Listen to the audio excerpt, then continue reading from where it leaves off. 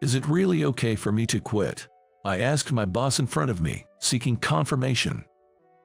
Rather, I want you to quit as soon as possible, especially now when the severance pay we owe you is minimal.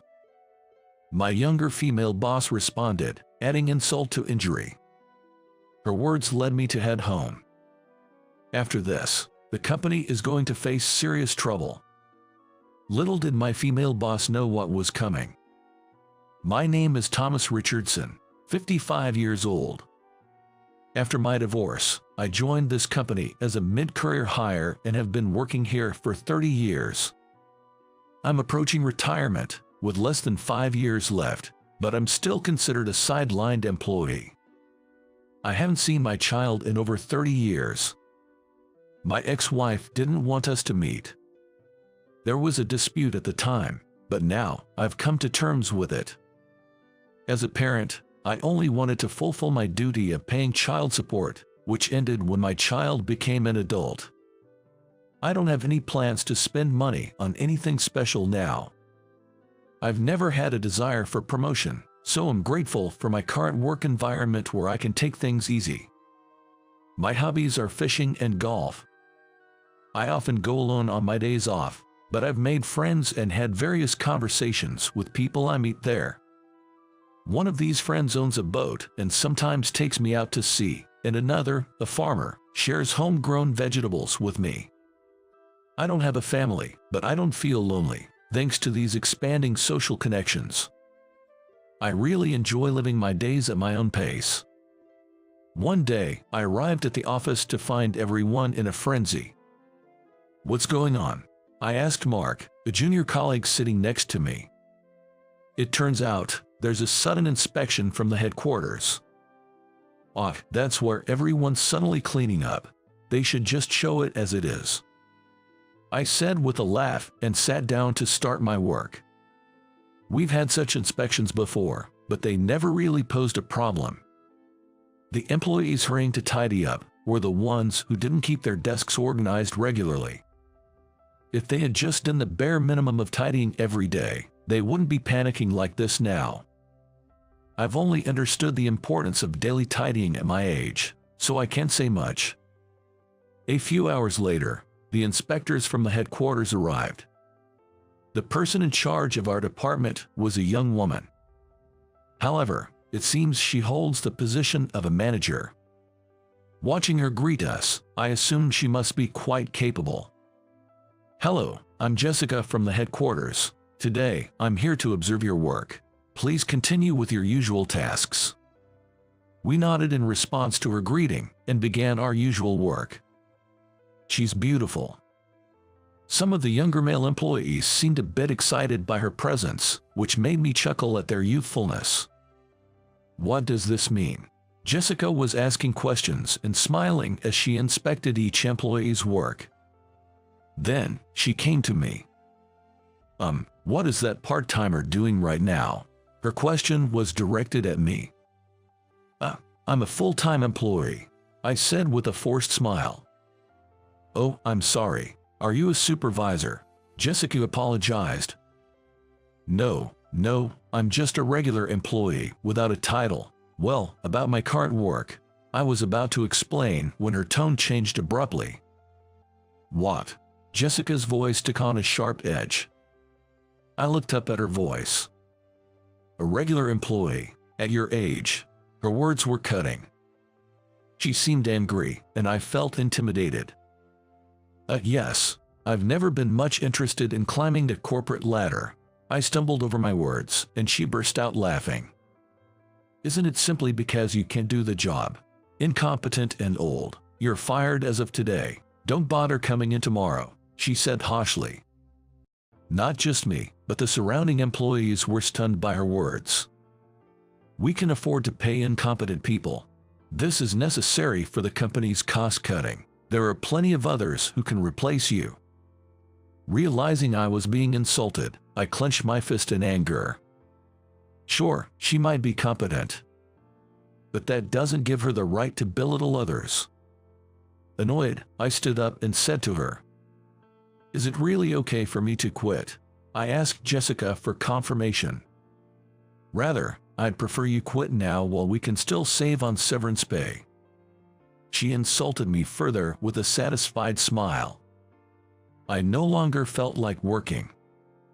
I had been told to leave. It wouldn't be marked as an absence. I picked up my bag and left the company. As I left the department, everyone tried to stop me, but nobody dared speak in front of Jessica. My direct boss, Samuel, had more authority than Jessica, but there's a tradition in our company of not opposing headquarters staff. Samuel said nothing, and I walked home alone. The next day was Saturday, and the company was already closed. Wondering what to do for Monday, I decided not to waste the holiday worrying and went fishing instead. I'd think things through while doing something I enjoy. Fishing is the perfect hobby for that. I went fishing early in the morning. It was my usual, favorite fishing spot. Despite my mood, the sea was calm, promising a good night with good fish. With that thought, I cast my line. "Hey, I thought you might be here," someone called out to me. "Max." It was my fishing buddy, Max Stewart. "We met here." He's 10 years older than me, but a dear friend who looks after me and listens to my stories. "Any luck today?" "This is good, so I hoped for a big catch, but it's not going as expected," I said, opening my box. "Only one fish so far." Max laughed at that. "Well, no rush," he said, setting up his gear a little away from me. Clouds drifted slowly by. Even though the fishing scenery was the same as always, my mood was notably heavier, probably due to what happened yesterday. "What's wrong? You look down today," Max said. I laughed at his words. "Max, I have something I need to apologize to you for." "What do you mean?" Then, I began to speak slowly. "Actually, there was an inspection from the headquarters last Friday. I met a manager there for the first time, and it seems she took a dislike to me," I said, laughing to hide my embarrassment. "I was told not to come back. I got angry and left. I might end up getting fired. I've shared so much with you, and you've encouraged me. I'm sorry." "No need to apologize to me," Max said, then silently stared at his float in the sea, occasionally sighing deeply as if pondering something. "I'd rather live a relaxed life than get busy with promotions, but it seems that hard-working youngsters don't like that. Relationships are harder than work, aren't they?" I said earnestly, and Max replied, "Well, I can understand the supervisor's feelings, but it's wrong to unjustly fire someone. A supervisor should understand their subordinates' feelings and situations. That's what she lacks. People who climb the ladder just based on their brains or performance often misunderstand things." I admired Max's wisdom. He got angry for me and cared about my situation. Talking to him made me feel much better. Just talking to someone can make such a difference. I thanked Max and shifted my mood. After that, I caught more fish than ever. Perhaps the fish didn't want to come near me with my dark aura. While thinking this, I returned home with a heavy cooler box. 2 days later, on Monday. Despite it being a work day, I stayed at home. I had been pushed out in such a manner, I was unsure whether to go back. Max, whom I met on Saturday, gave me advice. "The company is all about people. You don't need to apologize to them. Wait until they come to you. You've been working hard and must have a lot of paid leave, right?" Indeed, I never used my paid leave, so I must have a few days' worth. Maybe it's a good time for a trip. While thinking this, enjoying a leisurely morning coffee on a weekday felt novel. As I was about to have a late breakfast, my phone rang. It was a call. It was the ringtone of a phone call. When I looked at the screen, it displayed the name of the company I work for, along with the name of my department. What could it be? I had informed Samuel about using my leave. "Hello." As soon as I answered, I heard Samuel's frantic voice.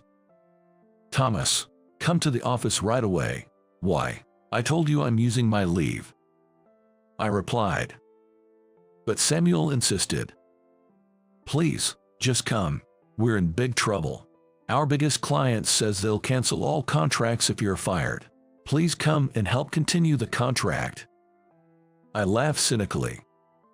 Why should I go and beg? You saw the exchange the other day, right? Jessica told me I'm fired, to go home. If she doesn't admit her fault and apologize by the time my leave is used up, then I'll have nothing to do with the company anymore. So, I don't care about future contracts, I said, sipping my coffee. Don't say that. I know how hard you've worked. That should be enough. It's nice of you to say so, but whether Jessica is a headquarters supervisor and I'm a low-level employee, it doesn't give her the right to be rude. You understand that, right, Samuel? Please, consider the future in the company, I said and hung up the phone. I had somewhat anticipated this development, but for Jessica, it must have been like a bolt from the blue. I might have caused trouble for everyone at the branch. However, Max's words, "Don't apologize to the company," stuck with me. And then, in the evening of that day, I received a call from the headquarters on my cell phone. It was probably her. Expecting to be insulted again, I cleared my throat and answered the call. Hello, this is Jessica from the headquarters. Is this Thomas's phone? Yes, it is. What do you want? I replied coldly, and she spoke with a lowered voice. I'm truly sorry for the disrespectful things I said the other day. I would like to apologize personally, which is why I'm calling you.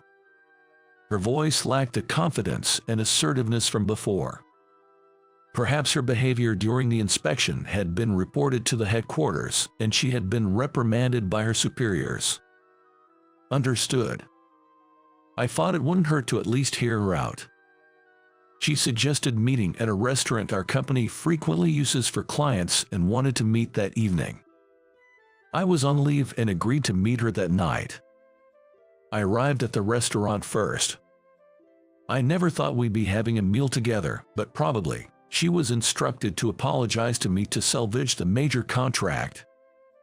I could sense the desperation of the company. I'm sorry for being late, Jessica said as she entered the room. We sat down across from each other. I'm sorry for calling you out like this today. She seemed on the verge of tears. Feeling a bit sorry for her, I smiled and said, Your feelings have already come across, Jessica. I came here today to forgive you, but your view is too biased. I'm not in a position to preach, but I wanted to have a talk. Encouraged by my words, she started to speak. Actually, I was raised in a single-parent family by a strict mother. She believed that since we were already at a disadvantage, I had to beat others, regardless of gender, in academics and attitude. She insisted that I should study hard, join a reputable company, and climb the corporate ladder. I also believed that approach was necessary to survive in society. She spoke without touching her food. I replied, That's true. It's not wrong and is actually a wonderful approach. Thank you, she said, and I smiled at her. Jessica, slightly reassured, continued. So, I thought, I'm working this hard, and maybe unknowingly pushed that onto others. And I got targeted because, even at my age, I hadn't climbed the ranks. I laughed, understanding her point, and she shrank a bit with guilt. I had no intention of blaming her anymore. She must have been trying her best in her own way. Then, seeing her still hesitant, I encouraged her to eat. She was probably hungry after a long day. We both picked up our chopsticks together. I mused that it had been a while since I had a meal with someone. But while I was feeling relaxed, she still seemed a bit down. Well, a company doesn't run just on its superiors. You're still young. It's good that you realize this now. I smiled, trying to encourage her. Finally, Jessica seemed to truly relax. Thank you, she said to me and then started eating. Her mother must have been desperate to raise her well. She seemed like a well-disciplined lady. After that, we engaged in casual conversation. I, who had not attended university, listened to her stories about her college days and about the situation at the headquarters. The ice was broken, and we enjoyed our meal together. During our conversation, she asked me a question. "By the way, why did Mr. Stewart, the president of our main contractor, say he would cancel the contract if you weren't there?" I laughed. Max and I are fishing buddies. We met by chance and became good friends. I talked earnestly about work, and that's why they contracted with us. Of course, it's not just because we're friends. He was convinced by my proposal. She was surprised. "To think you secured such a major contract." Then she fell silent. I understood what she wanted to say. She was probably wondering why I hadn't climbed a corporate ladder despite securing such a major contract. I really had no desire for promotion. I said with a smile, and she smiled back. "Well, there are others in charge of Max's company, but he often contacts me directly. He knew I was sincere, so he trusted me as a business partner, and we've had a good relationship. That's how it was. You've been supporting a company as a hidden pillar, and I was just, don't worry about it anymore." She wasn't a bad person. Being in a managerial position at her age at our company meant she must have worked very hard. Jessica seemed to be reflecting on her actions, feeling ashamed for only seeing the surface and results. "If you've reflected, just keep working hard from now on. I'm already 55, close to retirement, and don't have a family, so I don't plan to pursue promotions, but I think your approach is not wrong. Good luck." I encouraged her again. Then, Jessica looked up. "No family. Right. I don't have anything to protect, so I plan to live a carefree life from now on." She smiled gently in response to my smile. Hearing about my way of living, she probably thought to herself that such a life is also possible. I decided to work hard so that she and the younger employees could thrive in the company even after my retirement. I returned to work, cutting my leave short. My colleagues in the department were relieved to see me back. When they started to speak ill of Jessica, I said, "I've made peace with her. I've heard her reasons. She's a colleague in the company. Let's stop attacking her." I was thankful they stood up for me, but bad-mouthing only breeds more negativity. Everyone agreed with my words. And so, I was able to return to my original environment and gratefully resume my work. A few months later, while enjoying my usual routine at work and fishing with Max and other friends on my days off, I heard a rumor amidst these peaceful days. Jessica is said to have faked her performance for promotion and is going to face a disciplinary meeting. I was surprised. Facing a disciplinary meeting. This could mean demotion, a pay cut, or, in the worst case, a disciplinary action. I couldn't believe Jessica would do such things. We really talked a lot that day. Her face, as she spoke about her efforts and the challenges she faced in her work, showed no signs of deceit. Of course, if she truly did wrong, she should be punished and reflect. But if it was a false accusation, it would be too unfair. If there was even a slight chance of a wrongful accusation, I wanted to help clear her name. After what happened, I couldn't see her as a stranger anymore. Of course, anything I could investigate, the HR department had already looked into. But still, I reviewed the documents she created and the records of transactions I heard about. Among them were documents from companies where my girlfriends are managers or executives. I reached out and spoke to various people, confirming there was no wrongdoing in her dealings. Furthermore, everyone unanimously said, "Jessica really worked hard for us." Then, I advised this to HR. The HR manager, Tyler, is my contemporary. Though he's younger than me since I was hired mid-career, we've known each other for a long time. If Thomas says so, It must be right. He believed my words. Later, I found out that the source of the rumor was the work of her older subordinates who were jealous of Jessica. I was dismayed to realize that there were petty people everywhere. Those individuals apparently faced disciplinary action. A few days later, Jessica came back to our department. "Thomas, can I talk to you for a moment?" she asked. Nervously, I followed her into a separate room. She said, "Thank you for the other day. I heard from Tyler that you helped clear my name. I really appreciate it." Then, she expressed her gratitude. I responded, "It's nothing. I couldn't believe that you would do such a thing. It was just a little talk since Tyler happened to be my contemporary." I said this with a laugh, even though my heart was racing. But I had something I needed to say. "Can I tell you something?" I asked Jessica. She tilted her head curiously. "Actually, I went through various documents you prepared. That's when I first learned your family name." I looked down.